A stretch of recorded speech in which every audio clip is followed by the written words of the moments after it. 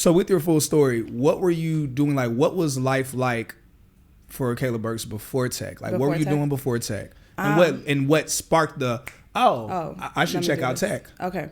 So I went to Florida State. I got a degree in information communication and technology, but I was really torn. So when I was going to college, I didn't know if I wanted to do communications because, as you can see, I'm like very active online with content. I'm very well versed, I feel like, when it comes to communication. And I was like, do I want to do this or do I want to be in tech? But I've always had a desktop in my room since I was a kid, which is a privilege, obviously. But I would be coding like MySpace layouts. Like I was like always on a computer. Like it didn't really just start. Even my high school required us to have computers in school. So I feel like my relationship with technology started when I was really a kid. And when I got to Florida State, I actually went there as an undecided major, and I was evaluating computer science or communications, which are just so vast. Very different. Yes. Yeah. And I just Googled, like I went on Google and I was like, what will be the highest paid I was job? about to be like, is that what you Googled? Where the money was at? I was like, in 2017, I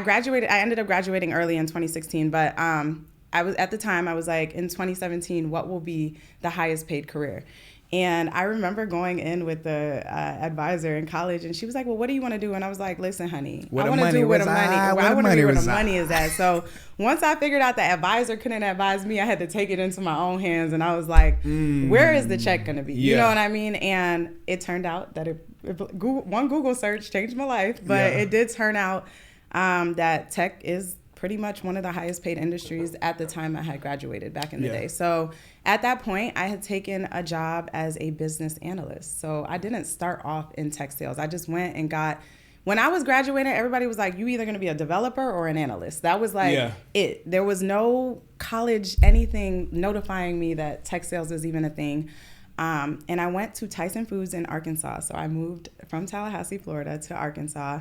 And I was miserable. Like, I just did not like that role. I would call my parents crying every day. This is the business analyst role. And no shade to that, because I don't want to discourage other people from feeling like, you know, being an analyst. But that wasn't you. That wasn't for you, though. Me. Like being very isolated, having limited. Some people like that. They like putting their headphones in and going to work every day. I did not like that. So I made a call to a friend. I always wanted to live in Atlanta. And I was like, I really need to connect. And this is the power of networking. I was like, I really need to connect with somebody at a tech company in Atlanta. And she connected me with a friend named Jamal, who was part of the summit program at IBM. He had graduated from there. And within about 5 minutes on the phone with me, he's like, I don't know what you do, but you need to get into sales. And from there, it just was the lack of information, and then somebody providing that information to me that really led me to apply. Like I said, I went through 8 interviews over 7 months. I ended up getting laid off from Tyson the week before I found out that I was going to get the job at IBM. That is, man, talk about divine timing. Right. And when they laid me off, I was so happy because I wanted to get out of Arkansas so bad that I was just like, I know I'm getting this job at IBM. Yeah.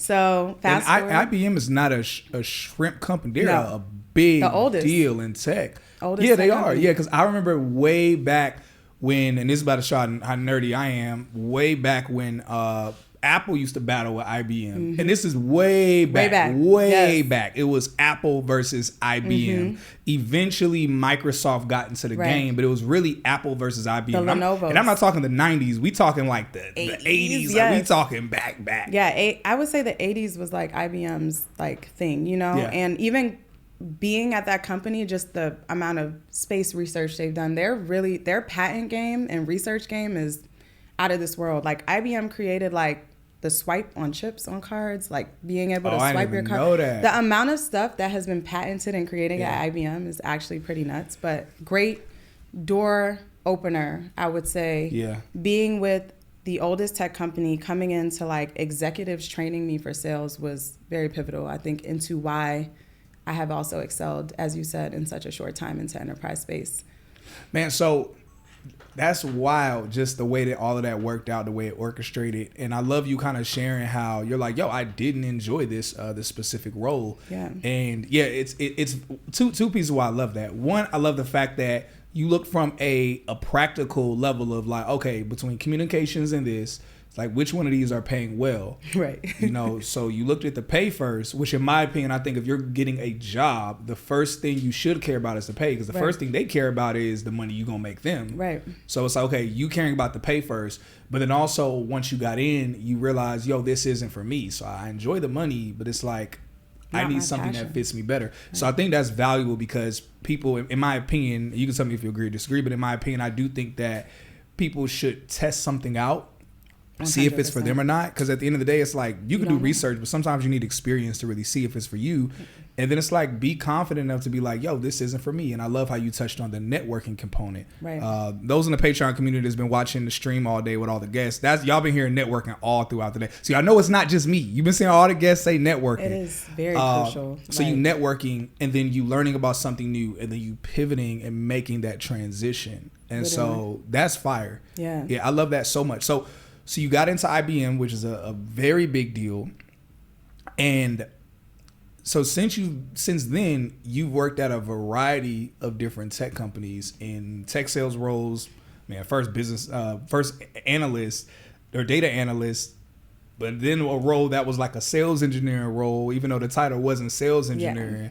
So like, what's up with that? Like, what happened? I hated that. So you ain't rock with the sales engineering. This is the thing. So so IBM has shifted the way they like run their program now. But when I first got there, you had to choose technical, digital, or client exec. Okay. And at the time, to be a client exec, you had to have a master's coming out of school. So that was already off the table. So it was either digital sales or technical. And because I came from a technical background and really went to school for tech, they pretty much put me into the technical side. Like, it wasn't really like a choice. And like, at that point, I'm coming to IBM. I didn't really care what role you put me in. I'm trying to get in. You know what I mean? And that's also something I really encourage people to do, is take a role that can get you in and land you somewhere. Yeah. A lot of people overlook that first role, but I didn't stay there. Like, look at where I am now because I took that first role, you know? But so the program, you go through about 6 months of intensive training. Like, they fly you around the country and like send you to you get to train. Out. Yeah, so first of all, you get the Amex when you get there. It was you get the Amex and then you get flown out. So it was like, okay, you know, I definitely don't want to do anything other than this. Yeah, for real. But it was like the perks that came with it. It made me feel like I was important a little bit. Like, dang, like I'm about to do business for this company. You know, like it was like, okay, I'm a businesswoman. You're like, I'm a consultant for IBM. Oh, I'm gonna go talk to $1 billion clients. Yeah, like, okay, like it was definitely given that. And it was just an all around great experience. And you get to train with tenured sellers, like, so people who have retired from sales are who will train you.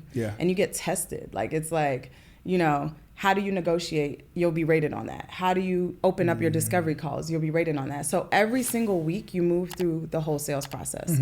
So I do believe that deep foundation is really what helped me to accelerate my career so quickly, because once I landed onto an enterprise team. But that's because I went through the program. You get what I mean? So then I had to make a decision because I really didn't like that role.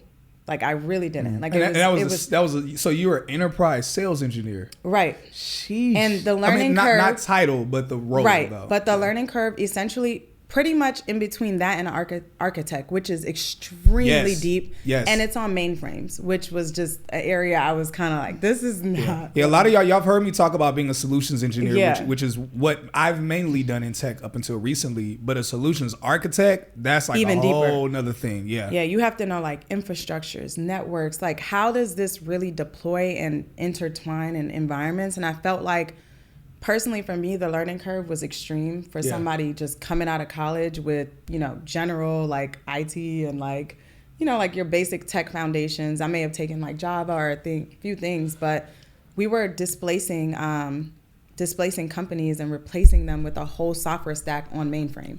So not only did I have to understand our stack, but I had to understand what I was replacing. And it just got to the point where I was like, I want to be in front of customers. Like, I want to be the seller, like, you know, that's the main relationship holder. Like, I was kind of like, I'm doing all the real gritty like work, you know, and I was like, look, this is not what I want to do. So It was crazy because when I went to my manager, she was like, please leave my team. Like, I would love for you to go into sales. You'll make way more money. Yeah. And that's where you belong. You know, I think it was her waiting on me to just be like, this is not a fit. So once again, having the courage to understand it's not a fit. That's okay. Mm-hmm. But at that time in my career, I'm at a big tech company. That's intimidating a little bit to even feel like I was comfortable enough to tell somebody, especially my manager, I may not like this role. You know what I mean? So one thing I do now realize, and I really value being at tech companies, is that you have the room to pivot wherever you want to go.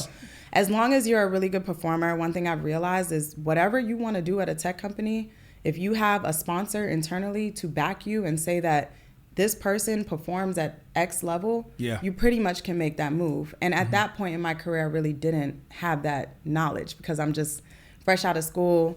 I mean, my parents are immigrants. Like, I couldn't call my mom like, hey, you know, how should I make this pivot? Where your family from? My mom's from Grenada and my dad's from Barbados. So I'm like a first generation American, dope. I guess. Yeah. Yo, so that's wild. Yeah, look at your first generation American. First generation college student, all that. It up in a good way. I wanted to say something else, but I'll let Eric do all the cussing. But I'm saved. But yeah, so, you know, from there, I became a BDR. So I had to take a step back. I went from enterprise selling to moving into an entry level in tech sales. Right, wow. Which was a major pivot. Yeah. But I want to say I was always top 5 in the U.S. for IBM storage digital sales. Top 5, but not 5. But go ahead. I was number 2 when I left. No, I never made it to number 1 at IBM, but definitely maintain that top 5. 2 is not, that's not like no play. It's not, but I'm really competitive. Like, I strive to be number 1 in whatever sales organization that I tend to land in.